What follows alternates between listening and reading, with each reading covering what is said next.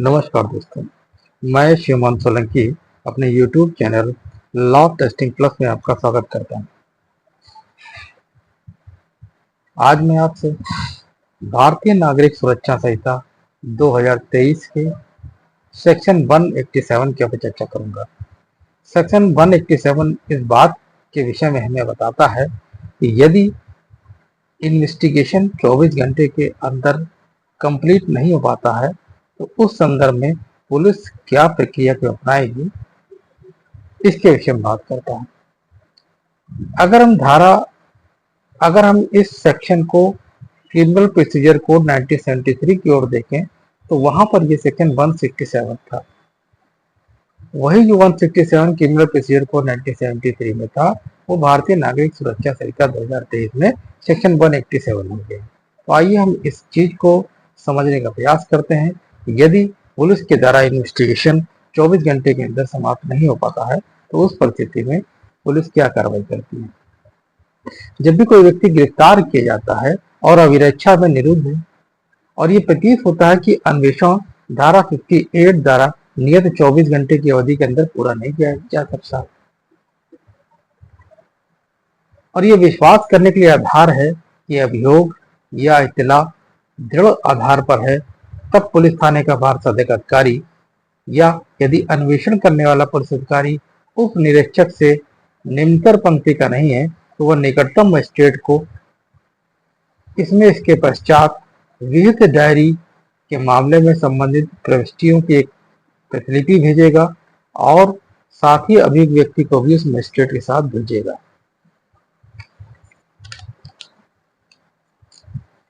वह मजिस्ट्रेट जिसके पास अभियुक्त इस धारा के अधीन भेजा जाता है वह विचार किए बिना कि चाहे इस मामले की विचारण की उसकी अधिकारता हो या ना हो, अभियुक्त व्यक्ति पर विचार करने के पश्चात कि क्या ऐसा व्यक्ति जमानत पर नहीं छोड़ा गया है या उसकी जमानत रद्द कर दी गई है, अभियुक्त को ऐसी अभिरक्षा में जैसा मजिस्ट्रेट ठीक समझे उतनी अवधि के लिए जो कुल मिलाकर के पूर्णता या भागता 15 दिन से अधिक नहीं होगी, उपधारा 3 में यथा उपबंधित यथा स्थिति 60 दिन या 90 दिन की उसकी नियुक्त अवधि में से पहले 40 दिन या 60 दिन के दौरान किसी भी समय निरुद्ध किया जा सकता है। निरुद्ध किया जाना समय समय पर अधिकृत कर सकता है। अतः यदि उसे मामले के विचारण की या विचारण के सबूत करने की अधिकारता नहीं है तो वह और अधिक निरुद्ध रखना उसके विचार में अनावश्यक है, तो वह अभियुक्त को ऐसे मजिस्ट्रेट के पास ऐसी अधिकारता है भिजवाने के लिए आदेश दे सकता है। तो अभी आपने सेक्शन 187 के क्लास 1 और क्लास 2 को आपने समझने का प्रयास किया। क्लास 1 में ये बताया गया है कि सेक्शन 58 में जो निर्धारित 24 घंटे का समय है और अगर उस 24 घंटे की अवधि के दौरान पुलिस जो होगी इन्वेस्टिगेशन अपना कंप्लीट नहीं कर पाती है तो उस परिस्थिति में वो संबंधित मजिस्ट्रेट की समझ को उपस्थित करेगा और वो उस मजिस्ट्रेट के पास चाहे उस थाने की जहां अपराध हुआ उसका जुरिडिक्शन हो या ना हो, जुरिडिक्शन इसमें कोई मायने नहीं रखता, लेकिन वो जुडिशियल मजिस्ट्रेट के पास उसको प्रस्तुत करेगा और जुडिशियल मजिस्ट्रेट प्रस्तुत करने के बाद ये देखेगा कि इसको जमानत पर नहीं छोड़ा गया है या उसकी जमानत रद्द कर दी है,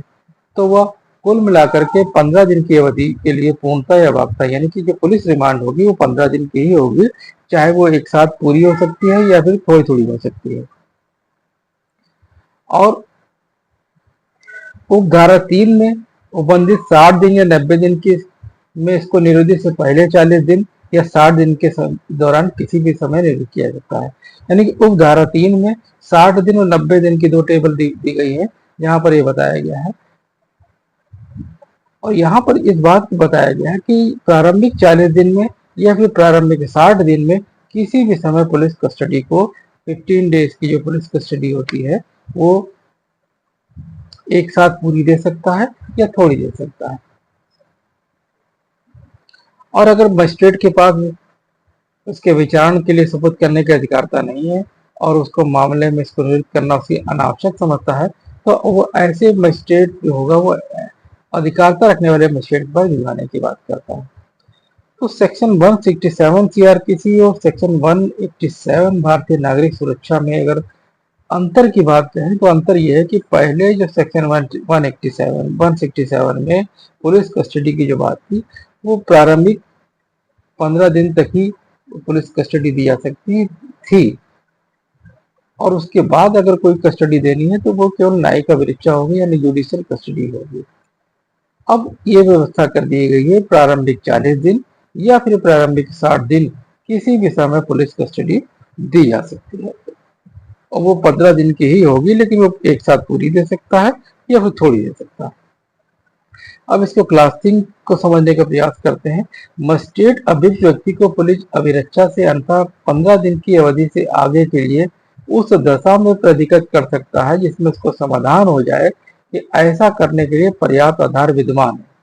किंतु कोई भी मजिस्ट्रेट अभियुक्त व्यक्ति को इस उपधारा के अधीन अभिरक्षा में निरोध कुल मिलाकर के 90 दिन की अवधि के लिए प्रतीक्षित नहीं करेगा, जहां अन्वेषण ऐसे अपराध के समय संबंध में है जो मृत्यु या आजीवन कारावास या 10 वर्ष से अधिक की अवधि के कारावास से दंडनीय है। कुल मिलाकर 7 दिन से अधिक की अवधि के लिए प्रतीक्षित नहीं करा जो अन्वेषण किसी अन्य अपराध से संबंधित है। यथा स्थिति 90 दिन या 60 दिन की उक्त अवधि की समाप्ति के बाद यदि अभियुक्त व्यक्ति जमानत देने के लिए तैयार है और वो दे देता है तो उसे जमानत पर छोड़ दिया जाएगा और ये समझा जाएगा कि उस उपधारा के अधीन जमानत पर छोड़ा गया है। प्रत्येक व्यक्ति अध्याय 35 के प्रयोजन के लिए इस अध्याय के बंदों के अधीन छोड़ा गया है। तो क्लास 3 में क्या कह रहा है कि अगर 15 दिन की अवधि के आगे के लिए भी उसको पुलिस अभिरक्षा में या अंततः 15 दिन की अवधि के लिए 15 दिन की यदि कस्टडी के बाद भी अगर उसको कोई पुलिस कस्टडी देनी है तो उस कंडीशन में वो पुलिस कस्टडी नहीं होगी, वो जुडिशियल कस्टडी होगी। यहाँ पर जुडिशियल कस्टडी का वर्ड जो है अब इलोप कर दिया गया है, लेकिन अन्यथा कहा गया कि अदरवाइज कहा गया। अगर पुलिस कस्टडी से अदरवाइज क्या होगी, वो जुडिशियल कस्टडी होगी। और यहाँ पर ये कहा गया अगर 90 दिन की अवधि के लिए है तो वह ऐसा अपराध होगा जो कि मृत्यु या जीवन कारावास या 10 वर्ष या अधिक के कारावास के लिए। 60 दिन का समय जो होगा वो किसी अन्य अपराध के लिए, यानी कि जो मृत्यु है, आजीवन कारावास या 10 वर्ष के अधिक के कारावास है, उनको छोड़ करके जो होगी वो 60 दिन की अवधि के लिए अभिरक्षा में रख सकता है। तो ये 60 दिन की अवधि क्या होगी, प्रारंभिक 15 दिन, और उसके बाद से अगर उसको आगे देना है तो जुडिशियल कस्टडी होगी। 90 दिन की मृत्युदंड के अपराध के केस में या आजीवन कारावास के केस में या फिर 10 साल के अधिक के कारावास में अगर पुलिस कस्टडी देनी है तो पहले 15 दिन की पुलिस कस्टडी देगा, उसके बाद रिमेनिंग जो 90 दिन का जो समय, जो 75 दिन का समय बच रहा है तो वो जुडिशियल कस्टडी दे सकता है।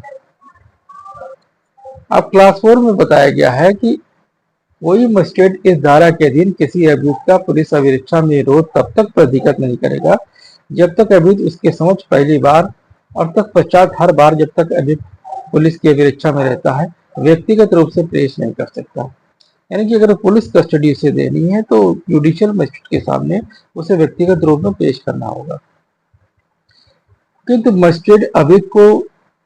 या व्यक्तिगत रूप से या श्रव्य दृश्य इलेक्ट्रॉनिक साधनों द्वारा पेश किए जाने पर न्यायिक अभिरक्षा में निरोध को और बढ़ा सकता है। लेकिन अगर जुडिशियल कस्टडी देनी है तो उस कंडीशन में अगर इलेक्ट्रॉनिक मीन्स के माध्यम से भी इसको पेश किया जा रहा है तो जुडिशियल कस्टडी को उसकी आगे बढ़ा सकता है। क्लास 5 में बताया गया है कि कोई सेकेंड क्लास मजिस्ट्रेट जो उच्च न्यायालय द्वारा इस निमित्त विशेषता सशक्त नहीं किया गया है पुलिस की अभिरक्षा में निरोध प्रतीक्षित नहीं करेगा। अब नीचे स्पष्टीकरण दो स्पष्टीकरण दिए गए हैं। पहले स्पष्टीकरण में बताया गया है कि शंकाएं दूर करने के लिए उसके द्वारा घोषित किया जाता है कि उपधारा 3 में विनिर्दिष्ट अवधि समाप्त हो जाने पर अभियुक्त व्यक्ति तब तक अभिरक्षा में निरोध किया जाएगा जब तक वो जमानत नहीं देता है। यानी क्लास 3 में बताया गया था कि 90 दिन या 60 दिन दो टेबल बताई गई थी और ये बताया गया था इस 90 दिन या 60 दिन में बराबर उसको कस्टडी में रखा जाता है और ये समय गुजरने के बाद उसको अगर वो जमानत देने के लिए तैयार है तो उसको जमानत को छोड़ दिया जाएगा।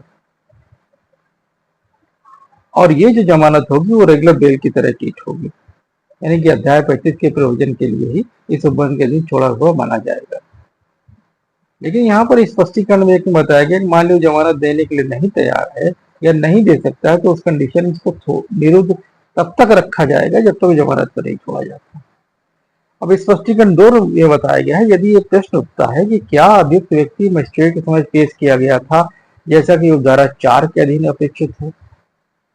तो अभियुक्त व्यक्ति की पेशी को यथास्थिति निरोध प्राधिकृत करने वाले आदेश पर उसके हस्ताक्षर से या मजिस्ट्रेट द्वारा अभियुक्त व्यक्ति को श्रव दृश्य इलेक्ट्रॉनिक साधन पेशी के बारे में प्रमाणित आदेश द्वारा साबित किया जा सकता है। यानी कि अगर क्लास 4 में के अनुसार अगर पुलिस को पुलिस कस्टडी देनी है या फिर जुडिशियल कस्टडी देनी है, दोनों ही स्थिति में अगर उसको पेश किया जाता है जुडिशियल मजिस्ट्रेट के सामने, तो ऐसी स्थिति में अगर वो अभियुक्त को व्यक्तिगत तौर पे पेश किया गया है तो पेशी जब वो अभियुक्त पर आएगा तो उसके सिग्नेचर लिए जाएंगे, और अगर इलेक्ट्रॉनिक मीन्स के द्वारा पेश किया गया है तो उस परिस्थिति में जुडिशियल मजिस्ट्रेट एक प्रमाणित आदेश के द्वारा उसको साबित किया जा सकता है। आगे बताया गया है कि अगर 18 वर्ष से कम आयु की महिला की दशा में किसी प्रतिप्रेषण गृह या मान्यता प्राप्त सामाजिक संस्था की अपेक्षा में निरोध किए जाने की प्रतिकृत किया जाएगा। यानी कि अगर पुलिस कस्टडी या जुडिशियल कस्टडी किसी माइनर को देनी है तो उस परिस्थिति में उसे कहां पर भेजा जाएगा? उसे रिमांड होम में या फिर रिकॉग्नाइज सोशल इंस्टीट्यूशन में ही भेजा जाएगा। अगर किसी व्यक्ति को केंद्रीय सरकार या राज्य सरकार द्वारा न्यायिक अभिरक्षा या जेल के रूप में घोषित स्थान के अधीन पुलिस अभिरक्षा या जेल में पुलिस थाने से भिन्न स्थान पर अभिरक्षा में नहीं रखा जाएगा। आगे एक और प्रोविजन जोड़ा गया है। अब क्लास 6 में बताया गया है कि उपधारा 1 या उपधारा 5 में किसी बात के होते हुए भी पुलिस थाने का भारसाधक अधिकारी या अन्वेषण करने वाला पुलिस अधिकारी यदि उप निरीक्षक से निम्नतर पंक्ति का नहीं है, तो जहां न्यायिक मजिस्ट्रेट न मिल सके वहां कार्यपालक मजिस्ट्रेट को जिसके पास मजिस्ट्रेट की शक्तियां, यानी कि हर कार्यपालक पास मजिस्ट्रेट के पास नहीं, जिसके पास मजिस्ट्रेट की शक्तियां प्रदान की गई हैं, तो इसके पश्चात विहित डायरी के मामले में संबंधित पक्षों की एक प्रतिलिपि भेजेगा और साथ में अभियुक्त व्यक्ति को उस कार्यपालक मजिस्ट्रेट के पास भेजेगा। तब ऐसा कार्यपालक मजिस्ट्रेट लेखपत किए जाने कारणों से किसी अभियुक्त व्यक्ति को ऐसी अभिरक्षा में निरोध जैसा वह ठीक समझे ऐसी अवधि के लिए प्रतिकट कर सकता है जो कुल मिलाकर के 7 दिन से अधिक नहीं होगी, और ऐसा प्रतिकट निरोध की अवधि की समाप्ति हो जाने पर जमानत पर छोड़ा जाएगा, किंतु उस दशा में नहीं जिसमें अभियुक्त व्यक्ति के आगे और निरोध के लिए आदेश ऐसे मजिस्ट्रेट द्वारा किया गया है और ऐसे आदेश करने के लिए सक्षम है। वहां ऐसा आगे और निरोध करने के लिए आदेश दिया जाता है जहां वह अवधि जिसके दौरान अभियुक्त व्यक्ति इस उपधारा के दिन किसी कार्यपालक मजिस्ट्रेट के आदेशों के दिन अपेक्षा में निरुद्ध किया गया था, उपधारा 3 में विनिर्दिष्ट अवधि की संगणना करने के हिसाब में ली जाए। क्या कह रहा है ये? सिर्फ इस बात की बात कह रहा है कि अगर जुडिशियल मजिस्ट्रेट आपके पास अवेलेबल नहीं है तो वो एग्जीक्यूटिव मजिस्ट्रेट जिसके पास जुडिशियल मजिस्ट्रेट की पावर है वहां पर भी इसको पेश किया जा सकता है। तो वो जो एग्जीक्यूटिव मजिस्ट्रेट होगा वो 7 दिन की पुलिस कस्टडी या फिर जुडिशियल कस्टडी दे सकता है, जैसा वो ठीक समझे, जैसा वो कारणों को लेखबद्ध करेगा, और इसके बाद उसको जमानत पर उसको छोड़ा जाएगा। परंतु उक्त अवधि की समाप्ति के बाद कार्यपालक मजिस्ट्रेट मामले के अभिलेख, मामले संबंधित डायरी की पुष्टि सहित यथास्थिति पुलिस थाने के भारसाधक अधिकारी या फिर अन्वेषण करने वाले अधिकारी द्वारा भेजी गई है निकटतम मजिस्ट्रेट को पास भेजेगा। यानी कि जो एग्जीक्यूटिव मजिस्ट्रेट के पास जो भी डॉक्यूमेंट भेजे गए हैं, जो भी अभिलेख भेजे गए हैं या फिर जो भी पुलिस डायरी भेजी गई है, वो सब अन्वेषण करने वाले जो आयु है के द्वारा जो भेजी गई है वो कहाँ भेजेगा? वो निकटतम न्यायिक मजिस्ट्रेट यानी कि नियरेस्ट जुडिशियल मजिस्ट्रेट के पास भेज देगा। इस धारा के अधीन पुलिस अभिरक्षा में निरोध प्रतिकृत करने वाला मजिस्ट्रेट ऐसा करने के अपने कारण अभिलिखित करेगा। यानी कि अगर एग्जीक्यूटिव मजिस्ट्रेट कोई पुलिस कस्टडी दे रहा है जो कि 7 दिन की हो सकती है और वो जुडिशियल कस्टडी नहीं दे रहा है, तो ऐसी स्थिति में वो अपने कारणों को भी लेखबद्ध करेगा। मुख्य न्यायिक मजिस्ट्रेट से भिन्न कोई मजिस्ट्रेट ऐसे आदेश दे और अपने आदेश की प्रतिलिपि आदेश देने के कारणों सहित मुख्य न्यायिक मजिस्ट्रेट को भेजेगा। यानी कि अगर कोई सीजीएम के अतिरिक्त कोई जुडिशियल मजिस्ट्रेट है और वो कोई पुलिस कस्टडी देता है या फिर जुडिशियल कस्टडी देता है, तो दोनों ही स्थिति में वो इस कस्टडी को देने का जो रीजन होगा, जो कारण होगा, वो किसको इन्फॉर्म करेगा? वो सीजीएम साहब को इन्फॉर्म करेगा, यानी चीफ जुडिशियल मजिस्ट्रेट साहब को इन्फॉर्म करेगा। यदि संबंध मामले के रूप में मजिस्ट्रेट द्वारा विचारणीय किसी मामले में अन्वेषण अभियुक्त व्यक्ति के गिरफ्तार किए जाने की तारीख से 6 महीने के अधिक समाप्त नहीं हो पाता है, तो मजिस्ट्रेट अपराध में आगे और अन्वेषण को रोकने के लिए आदेश करेगा, और जब तक अन्वेषण करने वाला अधिकारी मजिस्ट्रेट को समाधान नहीं कर देता है कि विशेष कारण से और न्याय के हित में 6 मास की अधिक अवधि के लिए अन्वेषण करना आवश्यक है। तो किस मामले की बात कर रहा है? संबंध मामले की बात कर रहा है। संबंध मामले में अगर मजिस्ट्रेट साहब जो होंगे किसी अन्वेषण को 6 महीने के भीतर अगर कोई आईओ अन्वेषण को समाप्त नहीं कर पाता है, तो मजिस्ट्रेट उस इन्वेस्टिगेशन को रोक सकता है। ये मजिस्ट्रेट साहब की पावर है। किस तरह के इन्वेस्टिगेशन को? जो संबंध मामले है। लेकिन अगर आम पुलिस ऑफिसर जो है वो मजिस्ट्रेट को सेटिस्फाई कर देता है कि विशेष कारण है या फिर न्याय के हित में 6 महीने से अधिक अवधि के लिए अन्वेषण की परमिशन देनी चाहिए, तो इस कंडीशन में वो आगे अनुमति दे सकता है। जहां उदाहरण 9 के अधीन किसी अपराध का आगे और अन्वेषण रोकने के लिए आदेश दे दिया गया है, यानी कि 6 महीने के अंदर इन्वेस्टिगेशन कंप्लीट नहीं किया गया, तो जुडिशियल मजिस्ट्रेट साहब ने कहा नहीं था, वो अब आगे इन्वेस्टिगेशन नहीं होगा। तो ऐसी स्थिति में क्या होगा? तो ऐसी स्थिति में क्या होगा, उसकी अपील जो है आप सेशन न्यायाधीश के समझ कर सकते हैं। यदि सेशन न्यायाधीश को उस आवेदन किए जाने पर या फिर अन्यथा, यानी कि सेशन न्यायाधीश को आप स्वयं अपील कर सकते हैं, और अन्यथा का मतलब कि सेशन न्यायालय स्वयं सुमोटो उसको संज्ञान ले सकता है, और उसको समाधान हो सकता है कि समाधान हो जाने पर कि अपराध का आगे और अन्वेषण किया जाना चाहिए, तो उप धारा 3 में जो अन्वेषण को रोक दिए जाने का आदेश दिया गया है इन्वेस्टिगेशन स्टॉप करने का, तो उसको रद्द कर देगा, और जमानत और अन्य मामले में ऐसे निर्देशों के अधीन रहते हुए वो निर्दिष्ट करे कि अपराध को आगे अन्वेषण किया जाना चाहिए। ये आपने देखा कि आज मैंने आपसे सेक्शन 187 भारतीय नागरिक सुरक्षा संहिता 2023 के ऊपर चर्चा की है।